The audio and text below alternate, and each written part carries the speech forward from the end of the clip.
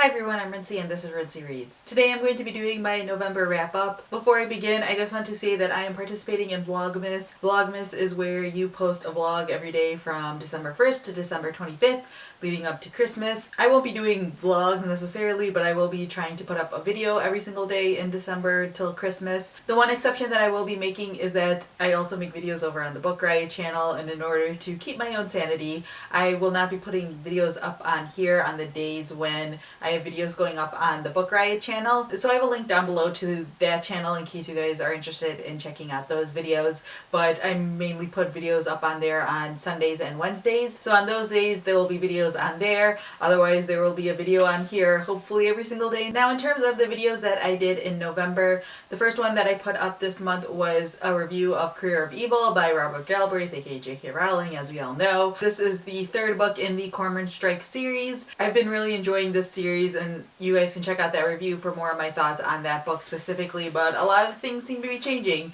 in that series. This book is significantly darker than the other ones were, but I still really enjoy it. Then I did a fall book haul where I showed off all the books I got while in New York City for Book Riot Live, as well as some books I had gotten beforehand. And then the final video that I put up was a review of Winter by Marissa Meyer, which is the final book in the Lunar Chronicles series. In terms of books that I finished in November, the first book that I finished was A Tale for the Time Being by Ruth Ozeki. I had started this, I believe, in October, and I ended up finishing this up in the first week of November. I like this book. I didn't completely love it. The ending, specifically like the last third or so of the book, kind of lost me. I really was enjoying it in the beginning, but then some changes happened towards the end that I wasn't really crazy about, and there were some explanation type things that happened also towards the end of the book that I wasn't super crazy about. I don't want to spoil anything, and I don't want it to sound like this book was a bad book, because I really enjoyed it for the most part. I gave it a 3 out of 5 stars in the end. I found the story pretty gripping throughout the entire read, and I definitely was intrigued to see how everything was wrapped up, but I just wasn't super satisfied with the answers, so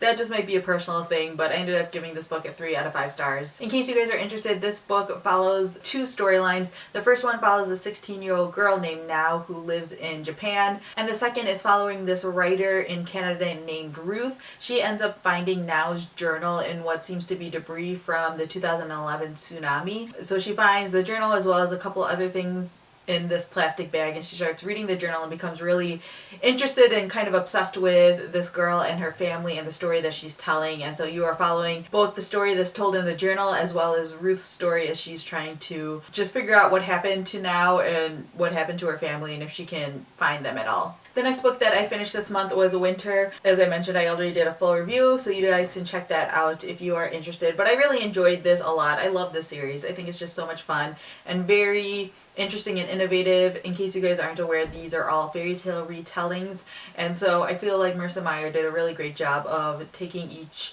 fairy tale and using it as just a very bare bones guideline to telling a different story. Crest is still my favorite out of the entire series, but this is in second or third place depending on how I feel. I do enjoy how things wrapped up overall, and I found this to be just a really satisfactory series. So if you are someone who's been maybe holding off on the series until it's over, I can say that the ending is pretty satisfactory. If you'd like this series, then you'll probably like the ending. But I ended up giving this book a 4 out of 5 stars. I really liked it. Then I ended up finishing The Turner House by Angela Flournoy. I'm not going to talk too much about this book because I recorded already a full review of this that will be going up this week. This story follows this family called the Turner family. There are 13 siblings in this family as well as the mother and their children, so it's quite a big family living in Detroit in 2008, which is during the major economic downturn in the United States. I gave this book a 3.5 out of 5 stars. Again, I'm not going to talk too much about it. You guys can check out the review for more details, but I liked it, and I can definitely see what all of the hype is about and why it's being nominated for a bunch of awards. Then I read Purple Hibiscus by Chimamanda Ngozi Adichie. I finally have read one of her books. I own 3 of them, and I haven't read any of them until now, and so I started with Purple Hibiscus. I read this in like 24 hours. I love this book. It was super great. I plan on recording a review of this as well, so I'm not going to talk too much about it, but I gave it a 4 out of 5 stars. This is such a strong book. And then after that, I ended up reading Big Magic by Elizabeth Gilbert. I described this in my Goodreads review as just being like a 200 to 250 page TED Talk, which is basically what it is. If you've seen Elizabeth Gilbert's TED Talks, you have a pretty general idea of what this is kind of going to be like. There are parts of this that are kind of like hippie-ish. It gets kind of cheesy at points, but I'm a person who really enjoys reading books about writing and creativity and listening and reading people's opinions who like do this sort of thing full time, just to see their insights and their advice. I think if you go into this with an open mind, there is plenty in here that Elizabeth Gilbert says that can be really useful if you are someone who creates things, whether or not you do it like professionally or you just do it as a side thing. I think there's a lot of really great advice in here, and this has definitely inspired another discussion type video I want to do in the future, so I'm not going to talk too much about this book, but I gave this a 3 out of 5 stars. I think if you're willing to take from it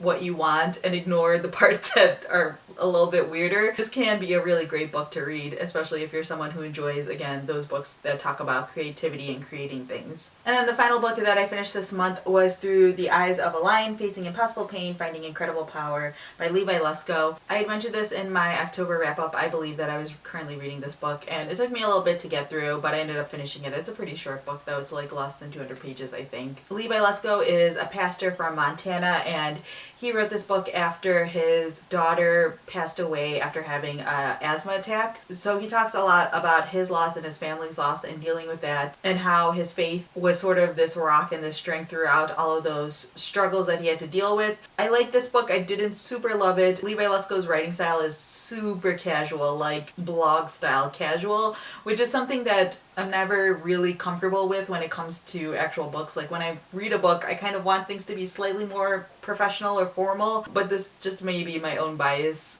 showing. I'm sure there are plenty of people out there who love this writing style and love the fact that it is so casual because it is much more approachable, but I think that just because I read so much, when I approach a book, I expect a slightly more formal style as opposed to when I'm reading like blog posts or tweets, which is what this feels like. It feels like I'm reading blog posts from him. It's not so much that they're shorter, but it's just like that more conversational tone is something that I'm never really a big fan of, but I think that the messages and the things that he's talking about in here are really fantastic, and especially the way that he talks about the pain after dealing with death, especially the death of someone who's younger and it was very unexpected, is very honest and raw and true to what it's truly like. So yeah, that's everything that I read this month. I am currently reading Stone Mattress by Margaret Atwood, which is her collection of short stories. I'm almost done with it. I have maybe like 2 or 3 stories left, but I'm taking my time with this and I'm really enjoying it so far. And then I'm also reading Fingersmith by Sarah Waters, which I've just started. I'm maybe like 50 pages into this one. I'm liking it so far, but it's still pretty early on in the book. This is like 550 pages or so, but I know Sarah Waters is very well loved here in the booktube world, so I'm very excited to finally read my first book by her. So yeah, that is everything that I have for you guys today. If you have any questions or comments about any of the books that I mentioned or about Vlogmas or anything like that, feel free to leave that down in the comment section. Also, if you have any video ideas that you would like for me to